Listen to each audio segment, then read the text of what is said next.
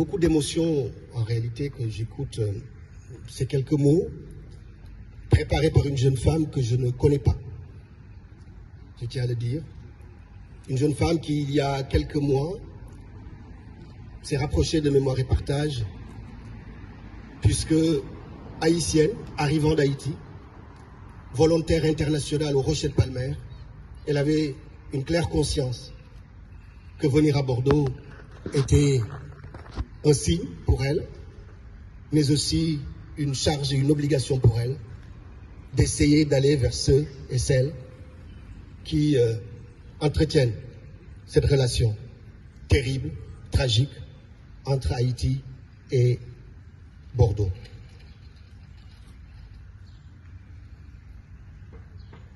Je vous invite à ne voir dans le propos que j'aurai avec vous ce matin que finalement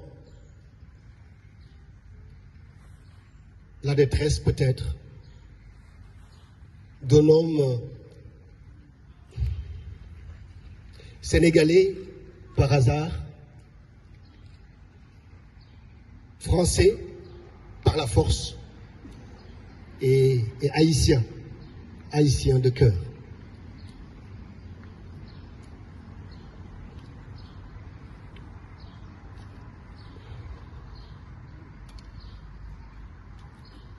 Je voudrais pour commencer ce discours rendre hommage à un poète haïtien,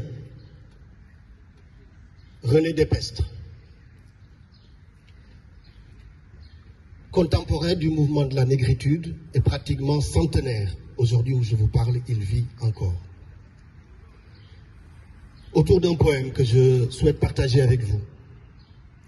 Parce que ce poème décrit la violence initiale de l'extraction de ce minerai noir si nécessaire à la suprématie capitalistique. Quand la sueur de l'Indien se trouva brusquement tarie sous le soleil, quand la frénésie de l'or draina au marché la dernière goutte de sang indien, de sorte qu'il ne resta plus un seul Indien aux alentours des mines d'or. Alors on se tourna vers le fleuve musculaire de l'Afrique pour assurer la relève du désespoir. Alors commença la ruée vers l'inépuisable trésorerie de la chair noire. Alors commença la bousculade échevelée dans le rayonnant midi du corps noir et toute la terre de retentir du vacarme des pioches dans l'épaisseur du minerai noir. Il y a de nombreux siècles que dure l'extraction du minerai de cette race. Ô couche métallique de mon peuple, minerai inépuisable de rosée humaine. Combien de pirates se sont frayés leur chemin à travers la riche végétation des clartés de ton corps, jonchant tes années de tiges mortes et de flaques de larmes. Peuple opprimé, peuple de fond en comble retourné pour l'enrichissement des grandes foires du monde. Mûris ton grisou dans le secret de ta nuit corporelle, car nul n'osera plus couler des canons et des pièces d'or dans le noir métal de ta colère en crue.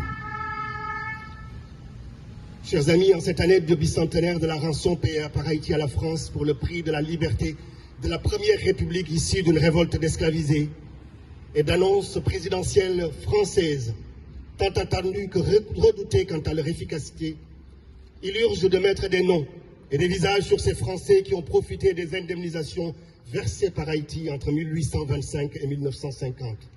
Et d'où mieux que de la ville qui a été la tête de pont de l'entreprise coloniale française, pouvait être publiée cette liste établie sur la base de recherches des scientifiques du CNRS qu'ils ont mis à jour en 2020. Bordeaux, en effet, du XVIe au XIXe siècle, a abrité le premier port colonial et le deuxième port négrier français. Dans l'ancienne Saint-Domingue, les 500 000 Africains qui trimaient sous le terrible coup du dogme racial, inventé pour justifier l'exploitation capitaliste, ces 500 000 Africains ont été asservis par 30 000 colons. Et ça a été rappelé très justement tout à l'heure, 40% de ces colons étaient originaires de la capitale aquitaine. Basques, Béarnais et Gascons s'arrogent des droits de propriété que leur reconnaît le terrible Code noir de 1685 sur les centaines de millions de Noirs dont l'esclavage faisait produire 9 fois plus que la Guadeloupe et la Martinique réunies. L'aspiration à l'émancipation des esclavisés de Saint-Domingue avait pourtant donné à la France une chance historique d'abolir la traite et l'esclavage des Noirs. La révolution enclenchée par Toussaint Louverture le 23 août 1791 est en effet très vite comprise par les abolitionnistes français comme le coup de boutoir rendant irréversible le mouvement de libération des Noirs et l'accomplissement de la promesse universelle d'égalité. C'est ainsi que Toussaint Louverture sera nommé général et que les 3 députés de Saint-Domingue qui arrivent à la convention révolutionnaire auréolés de leurs gestes héroïques parviendront, avec l'appui de certains députés blancs, à faire voter la première abolition de la traite de l'esclavage des Noirs par une nation européenne. C'était le 4 février 1794. On sait ce qui s'en suivit. Le retour de Napoléon Bonaparte fera rétablir l'esclavage.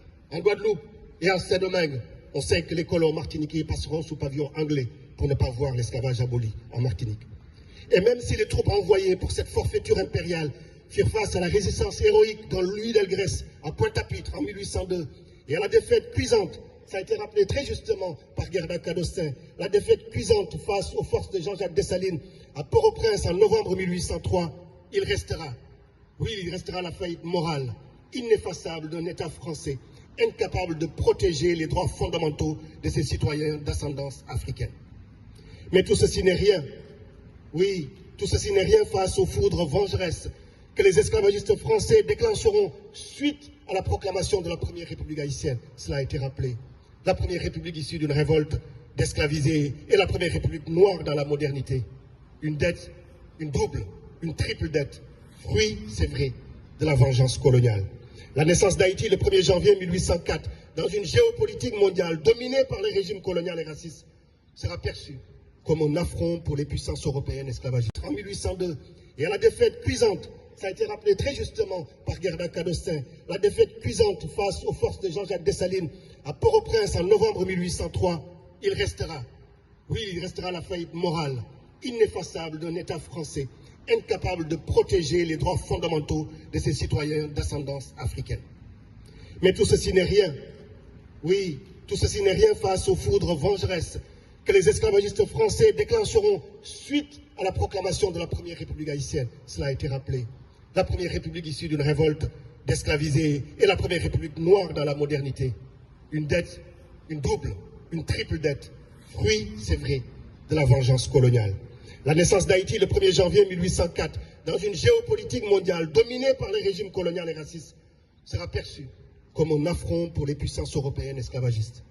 Soutenue par les jeunes États-Unis d'Amérique, qui redoutaient la contagion de ce vent de liberté haïtienne sur les Noirs maintenus en esclavage aux États-Unis, malgré la déclaration d'indépendance de 1776. Vous le savez, pendant un siècle, l'Amérique deviendra une démocratie à esclaves. Eh bien, la France, sous Charles X, en 1825, va exiger, sous la menace d'un escadre de 12 navires de guerre équipés de 500 canons, et obtenir un accord dont les conséquences seront terribles pour la jeune République caribéenne. Cette somme de 150 millions de francs or, payée par un emprunt d'Haïti à la Caisse des dépôts et consignations, équivaut aujourd'hui à plusieurs dizaines de milliards d'euros selon de nombreux économistes, qui commencent à intégrer cette somme dans le développement du capitalisme européen de la fin du 19e siècle et du 20e siècle. Ainsi, depuis 2 siècles, silence, demi-vérité et falsification hantent les mémoires françaises des conséquences terribles de la sortie du système esclavagiste.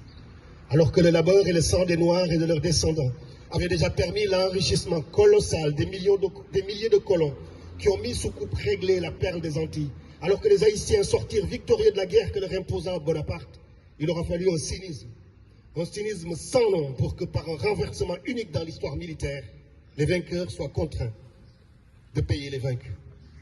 Cette dette, qualifiée à juste titre d'odieuse, est une rançon. Une terrible rançon qui a étranglé l'économie haïtienne. Cela a déjà été dit. Ce fardeau, cependant, s'inscrit dans une continuité historique d'exploitation. Pillé pendant la colonisation, abandonné à un ordre mondial inégal, Haïti fait encore aujourd'hui les frais d'un système où les puissances occidentales, dont la France refuse de reconnaître leurs responsabilités, où des tontons, Macoute hier, Okan d'aujourd'hui, soumettent à des régimes d'extrême droite d'une violence extrême ce petit pays qui est Haïti. À la dette coloniale s'ajoute désormais une dette climatique. Haïti, faiblement émettrice de gaz à effet de serre, subit pourtant les ravages des catastrophes climatiques aggravée par la déforestation et l'insécurité alimentaire. À cela s'ajoutent des décennies d'ingérence étrangère, notamment américaine, qui ont contribué à déstabiliser les institutions haïtiennes, remis en cause son agriculture, ça a été dit, favorisé la corruption et les violences armées et privé le peuple de son droit élémentaire à sa souveraineté. Un mal développement structurel imposé. Haïti, autrefois surnommée la perle des Antilles, est aujourd'hui prisonnière d'un mal développement structurel. Santé, éducation, infrastructure, sécurité, tout est en crise en Haïti. Les urgences se superposent. Violence extrême, on l'a dit, féminicide, contrôle des territoires par des groupes armés, catastrophes naturelles, effondrement institutionnel. Ce drame, mesdames et messieurs, chers amis, n'est pas le fruit du hasard. Je crois que cette cérémonie, votre présence, en témoigne assez. Ce drame est le fruit d'une histoire de spoliation, de domination et de silence. 2 siècles après l'imposition d'une dette coloniale injustifiable à Haïti, la France continue de fuir ses responsabilités. Nous, Bordelais, membres de la société civile, nous, élus, et je salue les élus présents ici, militants solidaires, exprimons notre profonde indignation face à la déclaration du président Emmanuel Macron, qui refuse toujours, ne vous y trompez pas, de reconnaître pleinement la nature odieuse de cette dette et d'engager le processus de réparation.